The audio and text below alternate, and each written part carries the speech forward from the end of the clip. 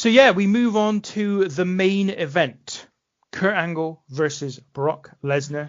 As with the majority of this show, there is a little promo video beforehand hyping up the match. And then we get the match, which is 21 minutes in length. It's for Kurt Angle's WWE title and finishes when Brock Lesnar misses a shooting star press.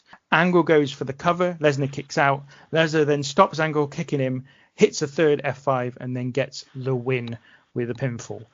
Oh man, let's start with your thoughts on this one. We mentioned him early in the show. Taz's commentary in this match is excellent because I think this is very much where he's comfortable. He's calling holds, and he also had some opinions on how it feels to be in certain holds, which I thought was very nice. Michael Cole does a cracking Harley Race impression at the start of the match, where he's really gravelly. He's like, okay. I know on the belt, because I can't let this, the title belt is disgusting, and I don't know what they were thinking, and I'd kind of forgotten how horrible it is. Something very strange came into my head when I was watching this match. I know where this is coming from, so I don't know how this will hit with you boys, but Kurt Angle is bald in this match.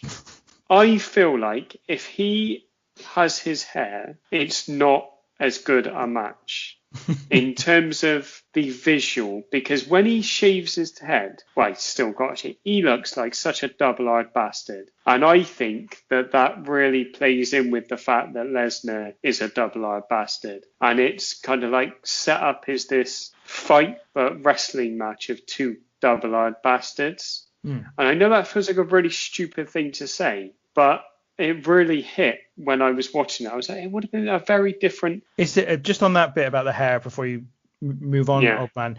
It is a very important point, though, and an important part of Angle's transition to who he was in the second half of his WWE stint, and then what he would be in TNA.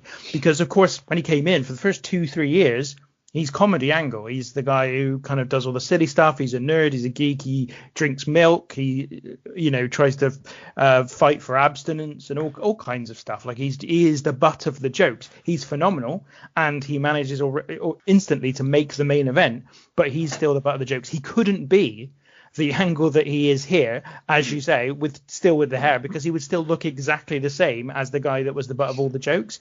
And the WWE, to their credit, used the hair as a way to transition him from that joke character to the hard Kurt Angle character by having him lose the hair versus hair match against Edge, after which he was shaved and then had the kind of headgear with the wig on for a bit. And then, of course, he was then able to be, and then he was able to be bold and just transition into the hard Angle. And so I think it's a great point. It is very important to Angle's transition here.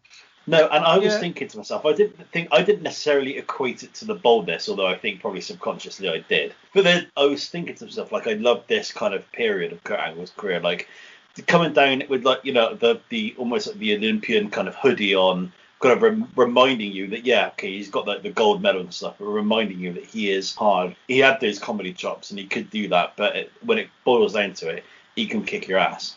And the way that he is presented at this period in his career is phenomenal. It's just a great match, isn't it? It's just really well put together, it's well paced. There is a kick out by Angle of the F5 where, Mike Kierda, big shout out to Mike, because he sells this like he's going for 3. He must withdraw his arm half an inch from the mat. It's absolutely incredible, and that tiny little thing just makes the end so much more satisfactory. Obviously, there's the shooting star press.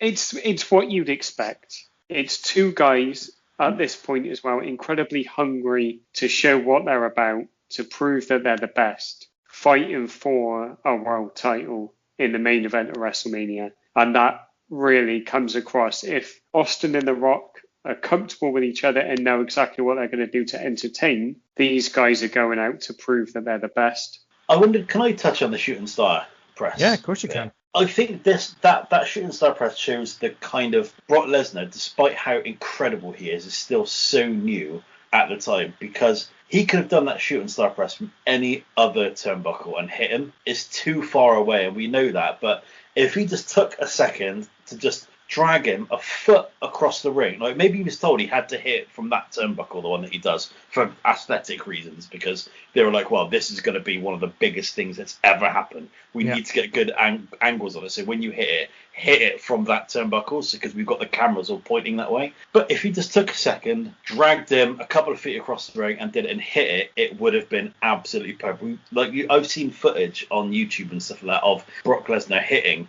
a shooting star press in OVW like loads of times, so you know he can do it. It's just the distance away, because he has to put so much height into it to be able to get across the ring that he doesn't rotate enough, and hence why he lands on his head. If he hit that move, then it would have been the biggest WrestleMania moment ever, and it would be discussed in this day, and it would have changed the outcome and the way in which these types of matches are presented, because people would have felt that they would have needed to have done that as well. I think the issue as well that made me feel quite uncomfortable at the end is watching how out of his head he is, and knowing how much of a bad way Kurt Angle was in that match and after that match.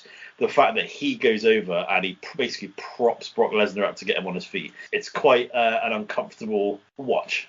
It's uncomfortable, but at the same time, I think at the time was a relief, because it meant that it wasn't his neck that was the problem. It was that he's concussed. It's weird, because when I remember I did watch it live, and I remember seeing it and being like, he's just broken his neck, basically. And then you see that he's just out of it, and you're like, okay, he's okay, his neck's okay, he's just got a concussion, which I know is very serious, but probably not quite as serious as if he broke his neck. So like it almost a relief, which is really odd to say, but it kind of almost is. The shooting star press, interesting, really interesting, because I do agree with you, Tom. I think it's historic in the fact that he missed it. If he had not missed it, if he'd have hit it properly, I think you're right. I think it would have changed pro wrestling potentially, because you've now got the guy that already looks better than everyone else just by standing still. Okay, he's been in the industry, he's been in the WWE for less than a year at this point. He's had a bit of a career before that in OVW, as you say, but in terms of his WWE career, main roster career, been there less than a year. He's won everything. He is a phenomenon. Like, he's massively popular, and now he can do this as well. And we know Angle can execute an incredible moonsault. So you basically got the two toughest people in wrestling, who are arguably the two biggest stars in wrestling at the time as well, who can also do the most impressive aerials in the business. What is there left to do? I mean, what is there left to do if he hits this shooting star press? It's just out of this world on the distance. So I think you're right. I think the distance is the problem, but not because he can't physically do it, but because it puts doubt in his mind before he does it. If you watch it again, he hesitates just before he does it. And it means his bounce that he gets off the ropes isn't as high as it could be, as it potentially would be if he hadn't hesitated. And I think if he doesn't hesitate, he makes this no problem at all, even with the distance. It's just, I think the distance is the problem, but not because he can't do it, but because it puts the doubt in his mind that he can, and therefore means that he hesitates and then doesn't make it.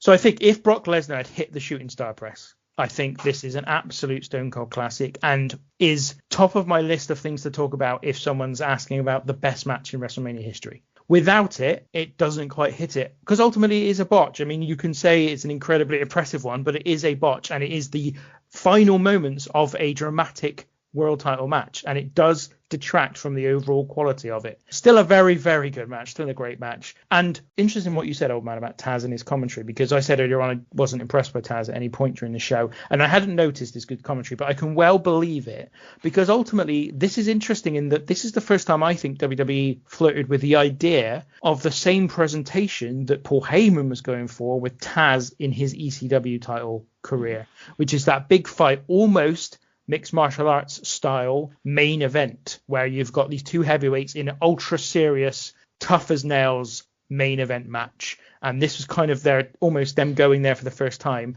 And so I can well imagine Taz being good, because this is kind of their first foray into that. Really great stuff. I mean, the thing that I pulled out, the highlight for me, was the release over the top German suplex by Angle on Lesnar. It's just phenomenal. Like, and not only that, but just before it, there was a brilliant exchange as well of wrestling.